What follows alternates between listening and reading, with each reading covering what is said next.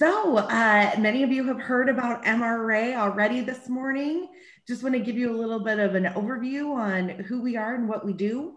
Obviously today we're really leaning hard into the learning and organizational development aspect of what it is that we do. And I'm a learning and development manager at MRA.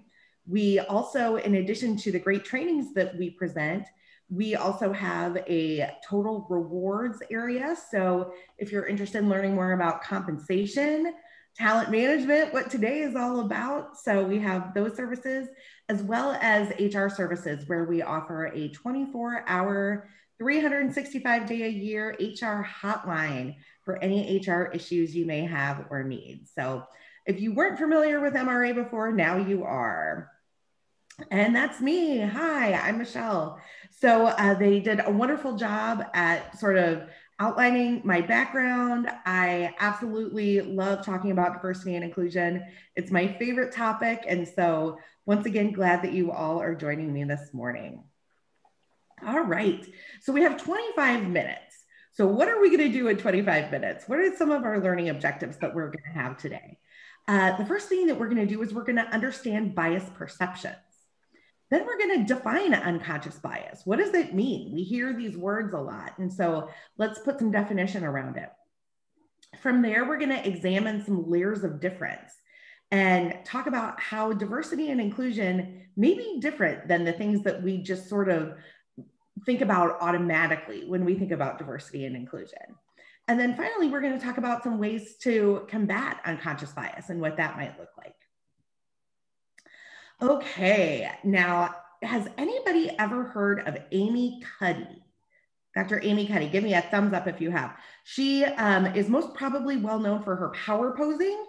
So when you think about power posing, it's, different sort of poses that you can do before you go into a public presentation or a job interview or things like that. And this idea of power posing really amps up your confidence in a lot of ways. So in addition to that research, Dr. Cuddy has also done research around warmth and competence. And so what I'm going to ask you to do is you can go ahead and take yourselves off of mute for this one. What we're going to do is we're going to go through the pictures that we have up on the screen. And we're going to say, do we find each picture warm, competent, neither, both, and why? And before we even get started, I always have at least one person that says, Michelle, I don't judge a book by its cover. I don't do it. That's not me. I'm not going to, participate in this exercise. And I say, yes, you do, because we all do. Every single one of us does. And so an example I like to give is if, say, you're parked at a stoplight and a really nice car pulls up next to you, and you kind of look over and you see it, you start to wonder, wow, what does that person do for a living? I wonder if they won the lottery. Maybe they come from a long line of millionaires, something like that, So we all do these things, and it's really second nature. And there are some things in the Western world, and I would even go further on to say in the Midwest, that we find that can either amp up this warmth or this competence as we think about it. So let's go ahead and start with the first picture here. Any brave volunteers to say whether they find this woman warm, competent, neither, both, or why?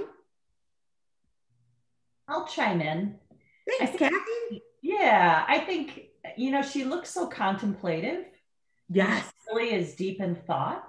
Right. So that helps me, that kind of leans me towards that she is warm because she's thinking of maybe thinking of others, thinking of what to do next. That might be the right move. Right. That's what it says to me. Absolutely. Thanks, Kathy.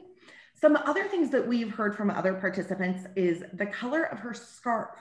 Having it be pink feels warm to some people. So color is one issue. The glasses that are on top of her head, some people say that looks intelligent to me. And so that competence factor gets bumped up a little bit more. But she is not making direct eye contact, and she's not smiling. And those are two things that we see a lot of times. We see competent, looks well-dressed, sophisticated, absolutely, all of these things. But eye contact and smile are two big things, especially in the Midwest, that we tend to kind of have biases around. Let's go to the next picture. Warm, competent, neither, both, why? I would say I'll go. This person looks very contemplative. Yeah. I mean, I can't see the upper part of his face, but he looks very contemplative. And so I would guess that he's competent. I'm not sure I'd go with warm because I can't see the rest of his face. Right. It's the eyes. There's the hand in front of his mouth. We're seeing in the chat, you can't see his eyes. Yeah. And that is a big thing for us to be able to see that. This picture is a little bit hard to see on the screen. We normally hand out handouts with it too, but he's either wearing rings or brass knuckles also, if you look very closely with that too. And so that could be another thing, maybe he's a fashion icon and the logo on the hat is, part of his brand. And so that, ups that confidence level. I had a participant one time say, oh, I think he's both warm and competent because he looks just like my nephew. And that's another piece of it too, right? So when any of these people look like people that we know, that can impact our bias as well for both negative or positive. Let's go to the one on the end, this gentleman with the glasses and the button-down shirt and what my college roommates used to call Muppet mouth, kind of like open mouth smile. Any thoughts on his warmth, competence? To me, it looks like he's trying to give somebody a hug, or at least prepping to give somebody a hug. Right, so I would say warm. warm. We see that. Like, hey, Ian, what's up? It's been so long. He really does look like that. And so what I get with this one a lot of times is warm, but maybe not as competent, because you wonder how seriously you could take someone. Is he really that warm? Is anybody really that excited all the time? Another thing that we get sometimes is that he's not warm or competent because it looks phony to people. That's another thing I've heard. So it really is your own perception that you're bringing into all of these. Now, if we have a little more time, I would go through every single one and we would do a deep dive. But given our limited time today, let's jump to this one down here, this man who is very intently studying something. I would argue competent, just because it looks like he's so intently, he looks like he's so intently trying to figure something out. Yes, absolutely. And do the tattoos do anything for warmth for anyone or competence?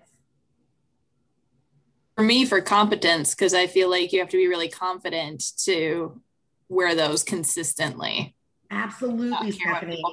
Yeah. You got it. Those are inextricably linked. Competence and confidence, the two of those things really are right next to each other. And so when you think about, sort of the confidence to be able to have a full arm of sleeve tattoo, that really does play into that. Do you know people who have lots of tattoos? Again, it's what we know, it's what we bring to the table and what our past experiences have been. So thanks for walking through that with me. Let's go on to the next. So we're going to give you a second. Just take a piece of scratch paper that may be near you. I'm going to give you 1 minute to write down what you think unconscious bias is. If someone were to come to you and say, how do you define unconscious bias? What does that look like for you? Go ahead and write it down. It doesn't have to be formal. It doesn't have to be a dictionary definition, just anything that you would define unconscious bias as. Any thoughts? This is Melvin Hargrove. I would simply say just unaware of your prejudices. Yes, absolutely. Thank you, Melvin. Who else? I was going to say I have a bias I'm unaware of, and it may be reflected in my behavior and maybe influencing my decisions. Excellent. Great. See one coming through the chat here. Assumptions you make about someone of which you are not aware. Absolutely. I think any of these could have been dictionary definitions. So thank you so much for sharing. I will tell you the one that we came up with is, and this is one that has been heavily cited, prejudices that we have but are unaware of. They're mental shortcuts based on the social norms and stereotypes. So really jumping to that mental shortcut piece. So a few things around this. The first is that, as we've said before, all humans have bias, and it actually serves a purpose. So back in the days of cavemen and cavewomen, we had bias within us to protect us from things that may have been dangerous to us. So things like lions and tigers. I don't know many people who have that as their main sense of fear these days, maybe zookeepers, but really most of us as a rule don't have bias against that. But it's developed within us as we've grown and tends to be things that we want to protect ourselves from. The second thing is testing shows positive implicit association too. So with the woman who said, that man looks just like my nephew, we see the positive come up. It's not always negative bias. We have positive bias as well. And then finally, understanding and awareness can help us perform our jobs better, provide better customer service.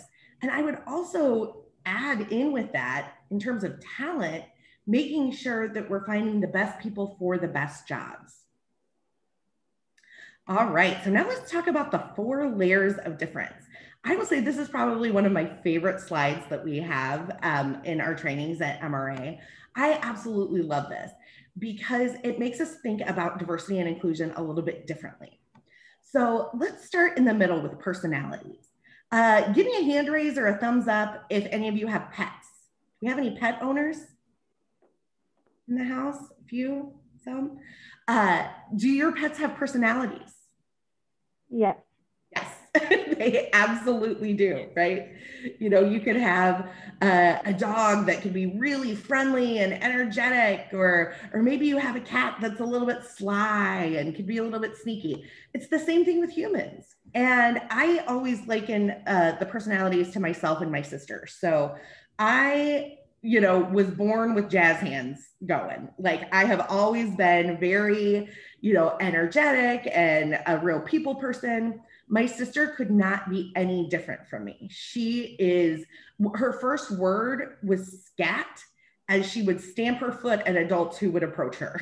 So, the two of us are just super different. And so to have that diversity, even within one family, is something that's really huge. A lot of times our personalities are, certainly we can change and evolve and grow, but really those personalities and the diversity that we bring as a result of those personalities tend to be formed when we're very young. So we start with personality. Then we go into internal dimensions. And this is the area that we tend to really think about more often than not when we think about diversity and inclusion. And there's very good reason for that. A lot of the laws that we have in place from an HR perspective are around these internal dimensions. So there are things like age, gender, race, ethnicity, physical ability, sexual orientation. So those are sort of our internal dimensions. Now let's move on to our external dimensions. So we don't think about these as often when we think about diversity and inclusion, but geographical location. Maybe somebody in Racine may have a very different experience than somebody in Lower Manhattan, or Atlanta, Georgia. The South is a very different geographical location than the North or even the Midwest. So thinking about the geographical location of things. Income. So how do you interact with people differently if you know about what their income level is, or maybe what they've come from? Personal habits and recreational habits. Those things can kind of go hand in hand with each other.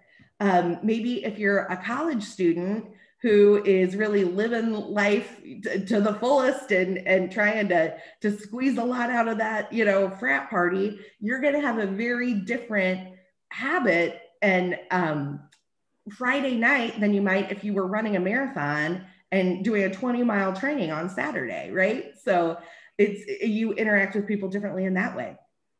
Religion is one that's very important. So whether you consider yourself religious or spiritual or not, that really, influences the way that you look at the world in a lot of ways. Educational background. Did you finish high school, or do you have a PhD, or somewhere in between? And how are those interactions different based upon what you know about people? Work experience. If you've been in a field for several years, then people may listen to you a little bit differently if you've only been in it for 1 or 2 years. Appearance is another one. Do you show up wearing sporty clothes and a sweatband on your head? People are going to make assumptions about that based upon what you're wearing or how you show up or how you bring yourself to the table.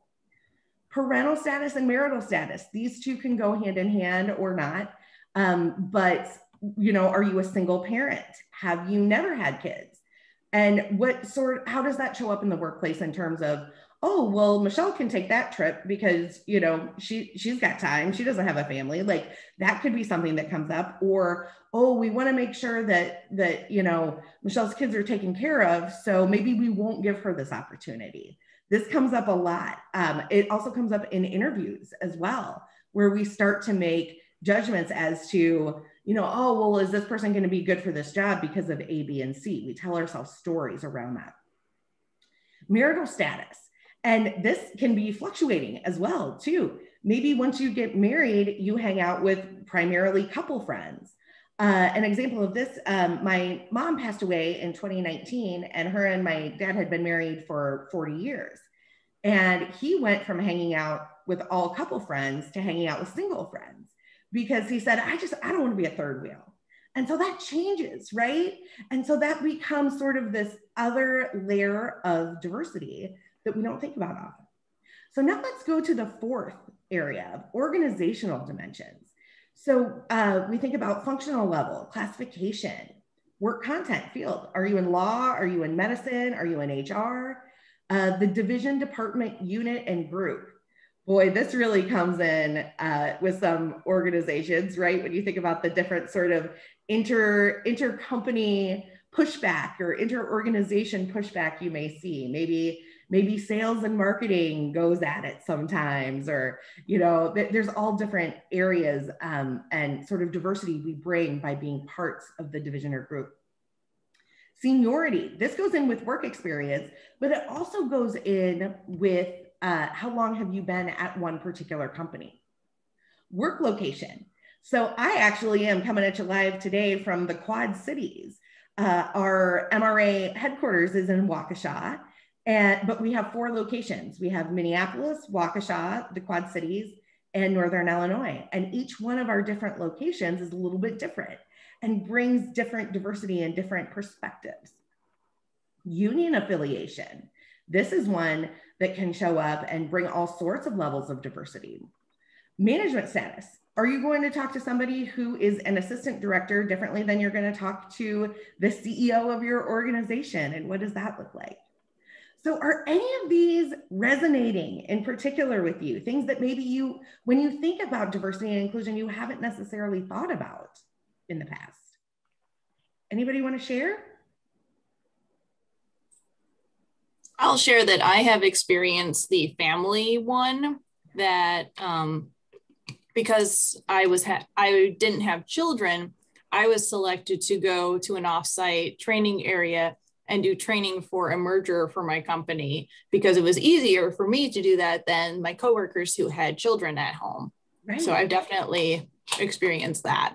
Right. Thank you, Stephanie. And there's both sides of it too, right? Like you get this awesome opportunity and maybe some of your colleagues who had kids are like, well, shoot, I would have really liked that opportunity. But then also there can be some expectation that goes along with it too. So it's kind of a double-edged sword.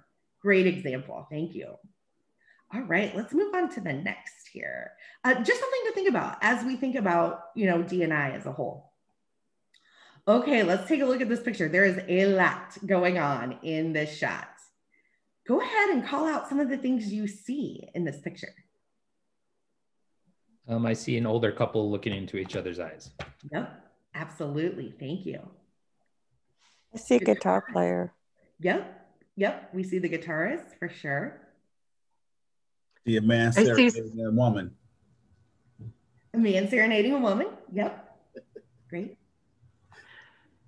I see a goblet or some sort of lit artifact in between. In the middle. In the middle. Uh-huh. What about the man's ear? Does anybody see anything in the man's ear? There's a woman there. Yeah, right. Right. Yeah. I'm telling you, you could literally spend all day long looking at this picture. And I have looked at it probably 150 times at this point. And every time there's something new that comes into it. I have had participants say the most creative things you could ever imagine. The middle is the fountain of youth, and this couple is looking at each other's eyes and remembering when they were younger. Like, oh my gosh, like we really go deep with some of these things. And one of my favorites was this one man said, this guy who's playing the guitar is trying to impress the woman because he doesn't really know how to play the guitar. And I thought, whoa, that's a deep cut. Like, tell me more. Like, how did we get there? And he said, well, I play the guitar and I can tell that his hand isn't making a full chord. So I think he's just kind of messing around on it and trying to do this. And so that, well, that blew my mind. So I'm telling my boss about this. And I said, oh, they came up with the coolest perception today. And she said, well, I'm going to take it one step further and say, if he's playing Spanish guitar, those chords are different. And I studied abroad in Spain, and I know a little bit about Spanish guitar, enough to know that it's not the same as in the United States. And I just, oh my gosh, like so interesting what people can bring to the table. And so why do we look at this picture in these terms? Why do we think about this? We all see different things. Exactly. And we all bring our own experiences to the table too. So I would have never come up with the fact that he was trying to impress this woman, but because this man played the guitar, he could. And so it's just something that we constantly bring with us. So just want to sort of present that to all of you to think about as we go a little bit further here. Okay, so now we're going to think about different ways to combat hidden bias. We talk a lot about bias and we've talked about how we get there, and our full program, this is actually a 3.5 hour long program. So we've tried to condense the real high points into a 25 to 30 minute session here. But I think the first thing, the most important thing that you can do is just recognize that every single one of us has bias. It's what we do with it that really can become either positive or negative. The second thing that we want to do is reframe the conversation. So as we become more invested and more aware of what our own biases are, we can start to reframe the conversation. So a good example of this may be, say you get rear-ended. You're driving your car, you get rear-ended, and you kind of check to make sure you're okay. You open the car door, you get out, and you look behind you. And who is standing behind you but a scared looking teenager? What's the first thing that may pop into your mind? Teenager? Oh, honey, it's going to be okay. Yes. Everything's going to be okay. But some people would say, teenagers shouldn't have driver's license. We should be 40 before we give people driver's license. These young kids out here, they're not studying hard enough. Like, whatever the case may be. So maybe we reframe the conversation. We stop that train of thought and we say, it's not all teenagers. It was this one teenager who's having a really bad day. So reframing it for ourselves. The next step is to be aware and to be conscious of these things, pulling it from the unconscious to the conscious. So there's some really great tools that can help with this. And Harvard has a wonderful, and I'll put it in the chat, a wonderful tool that you can use. It's an implicit association test where you can take it online. And it's this fascinating thing where they flash words and images up at you really quickly before they can even really settle into your consciousness. And you say whether you have positive or negative associations with them. And they can be about many different things. It could be about age or weight or gender or all these different areas. So it's called the IAT, the Implicit Association Test. I strongly recommend you check it out because that makes you more aware and conscious of what some of the biases you hold maybe even could be. The next thing I want to talk about is small changes can help. Now, we are not saying that you need to quit your job and go start a foundation and rebel rouse and all of that. It's the little things that can help. So one example of this, now that we have been in COVID times, one of my colleagues was looking for an activity with her small children. And she thought it would be really neat. She's lived all over the world and she's had lots, she was in the military, had lots of diverse experiences. And she wanted to impart that to her kids too. And so one of the things that they've been doing during COVID is picking an area of, it could be the country, it could be the world, it could be one city, choosing a region and doing almost like a mini book report a week on what it is. What are the people who live there do? What does their life look like? All of these different things. And then on the weekends, they go to the grocery store, they pick out a recipe and they go to the grocery store and they get all the ingredients to make a recipe from that area. So it's kind of this fun thing that they're doing. And it's a small thing. It's not a huge, gigantic, massive thing, but it has helped them become more understanding of other cultures and other places to be. So just another example of how small changes can help. Challenge stereotypes and counter stereotypical information. So we are reinforced with stereotypes everywhere we look. One of my favorite examples of this is when we think about managers, thinking about Michael Scott on The Office, you know, immediately going to that one point of you know, oh my gosh, like not all managers are Michael Scott. Not all managers are kind of goofy and incompetent and things like that. So we try to challenge those stereotypes. It goes back to reframing that conversation where we say it's not all of one group of people, it's just that one instance. So call other people out, call yourself out as well. Same thing, using context to explain a situation. There's more than just one side to a story. So really utilizing that to think about it. And then finally, being an active bystander. You know, if you see something that you're questioning, say something. Approach things with curiosity and make sure that you are really being aware of what you need to be aware of and being brave and sometimes having those uncomfortable conversations to be a bystander. All right, so a few questions that I would just like to ask you all to think about. Based upon what we've talked about today, we always like to have action items at MRA. We always like to leave you with a little bit of homework. So I'm not going to ask anybody to necessarily share their ideas, but I do want to pose the questions for you. Maybe you can jot these down, maybe you can jot some answers down, but what can you do to minimize the impact of unconscious bias in your own life? What are some of the things that show up for you and certainly in your workplace? And what can you do to minimize that impact? The next question to ask is, what can you do to promote your professional and personal skills in this area? Is it having coffee with somebody that you don't know very well to get their side of the story? Is it reading more books? Is it watching movies? What are the different things in your life that you can do to really amp this up? And then finally, what are the benefits of really thinking about unconscious bias and what it's bringing to the table? What are the benefits there? All right, so that is sort of my presentation for today. Thank you, Michelle. I learned a lot for sure today and appreciate you joining us. Thank you so much. This was wonderful.